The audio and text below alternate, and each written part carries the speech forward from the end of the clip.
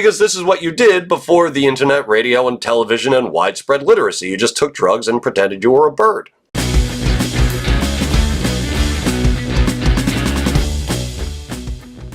Hello my friends of the Psychedelic Renaissance, it's Tom Hatsis, your psychedelic historian, and this is Finicella, the Catwoman of Rome. As I stated in my previous Psychedelic Witch video, medieval Europe was populated by witches, magicians, and wonder workers of all kinds. In that last video, we explored the folk magic of Matuccia de Francesco. In this video, I'd like to highlight another local healer who was executed for the sake of Christian dogma, Finicella, the Catwoman of Rome. Before we get started, if you're into this kind of content, please give this video a like and a share, subscribe to the channel, and hit that little bell icon so that you're notified every time I post a new video. Also, it'd be great to link up on Instagram. Find me at Psychedelic Historian.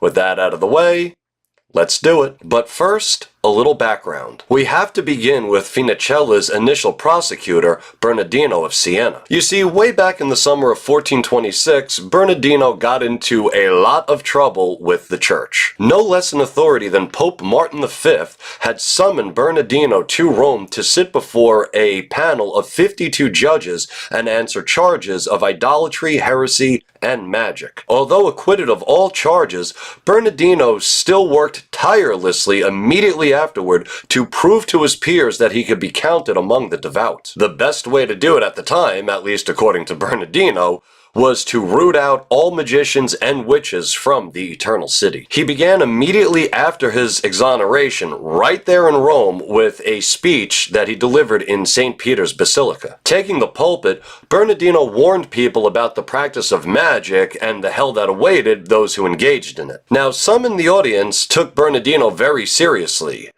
Others, not so much. Indeed, some audience members laughed and started to quietly and not so quietly mock Bernardino. Others simply stared at him in simple confusion. Bernardino, they mumbled to themselves, must have dreamed all of which he spoke. The preacher's frustration grew at his audience's indifference to the scourge of diabolical witchcraft. He decided to switch tactics, opting for an old standard in the Catholic toolkit: guilt. Bernardino cried out, "Whosoever person knowing a man or a woman who practiced sorcery, if he did not accuse them, he would be guilty of the selfsame sin." Not long afterward, a multitude of witches and enchanters were reported to the authorities by the Roman citizenry. Of this unknown number, only 2 women were actually executed.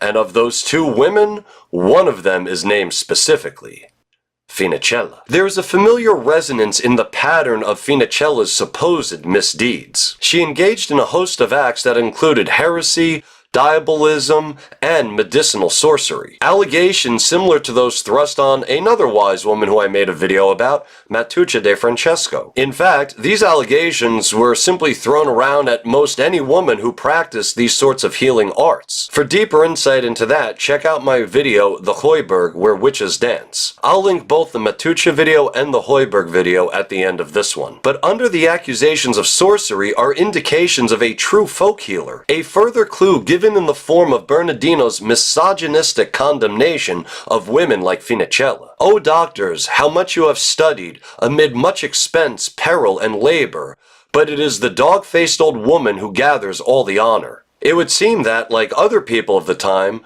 Romans preferred the medicines and techniques of local healers, not elite physicians. It also seems that, like other healers, Finicella had a specialty that she practiced within the magical arts. So for example, in my other video I mentioned how Matuccia specialized in love magic.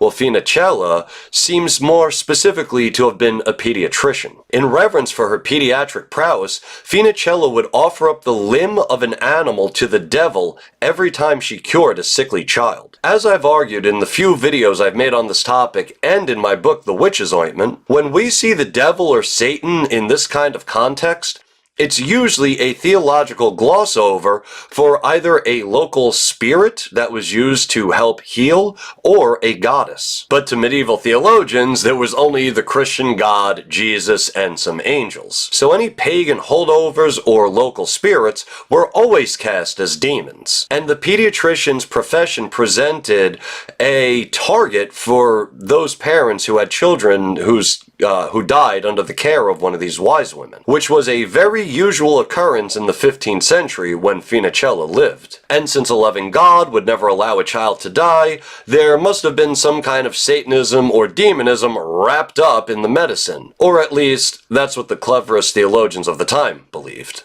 As for the theme of this video, Finicella also had knowledge of certain herbs that she would concoct into an ointment that when rubbed on herself and some other women would turn them into cats. Almost. Bernardino recalls that once they were covered with the ointments, they believed they were turned into cats. But that's not true. They only thought their bodies changed into something else, but it was all in their head. In other words, the ointments only made the women believe that they had in fact transformed. The jars that contained this ointment found their way to Bernardino, which he investigated personally. They stank with such a foul stench that they seemed in truth to be of the devil, he claimed. I should note here that plants like henbane and belladonna were well known back then and still today for having a particular stench to them. Belladonna has even been called stinking nightshade from time to time. In fact, Spanish physician Andre Laguna was able to identify a magical ointment made of henbane, hemlock, and belladonna based only on its smell. I would also like to add that entheogenic plants and these kinds of transformations are not weird anthropologically, including in a shamanic, for lack of a better word, sense. As I mentioned in my Matucha video, she also used an ointment for this kind of animal transformation, although instead of turning into a cat, she turns into a mouse. The natural philosopher Jean-Baptiste de la Porta had noted how he knew of a guy who would use these same nightshade plants to pretend that he was turned into a goose or a duck, and he would just walk around flapping his arms as if they were wings and pecking at the ground, because this is what you did before the internet, radio, and television and widespread literacy. You just took drugs and pretended you were a bird. Closer to our own day, there is an interesting story involving Francis Huxley, who was the nephew of the great literary gent Aldous Huxley. Francis was investigating voodoo in Haiti in the late 1950s and ended up giving 50 milligrams of LSD to a priestess named Jaudenet. After her experience, Jaudenet informed Francis that she'd have to be very careful with LSD because if she took even a slightly higher dose than what she had already taken, she would have turned into a werewolf. Moreover, simply talk to someone who has taken ayahuasca or peyote or mushrooms or LSD, and they just might regale you with their own stories of their own animal transformations or transformations of others who were sitting in the circle. In their book, The Varieties of Psychedelic Experience, Gene Houston and Robert Masters tell of folks who have taken either LSD or some other kind of psychedelic and have stories of turning into goats or lions or baby chicks waiting to hatch. They also wrote of a few LSD subjects who have undergone a kind of series of evolutionary metamorphosis, carrying them from protoplasm up to human, then claiming to have experienced all the stages on life's way. Ultimately, we have no idea what Finicella's cat transformation actually meant to her. It could have been something as simple as a recreational pursuit.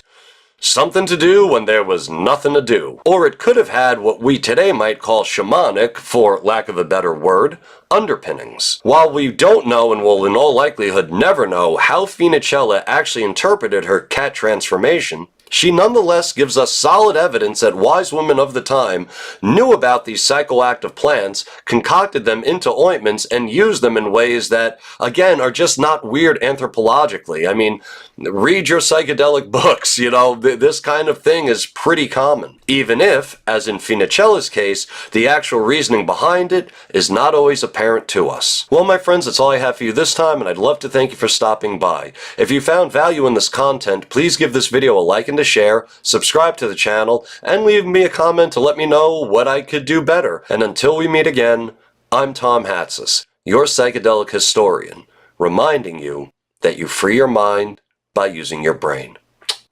Peace.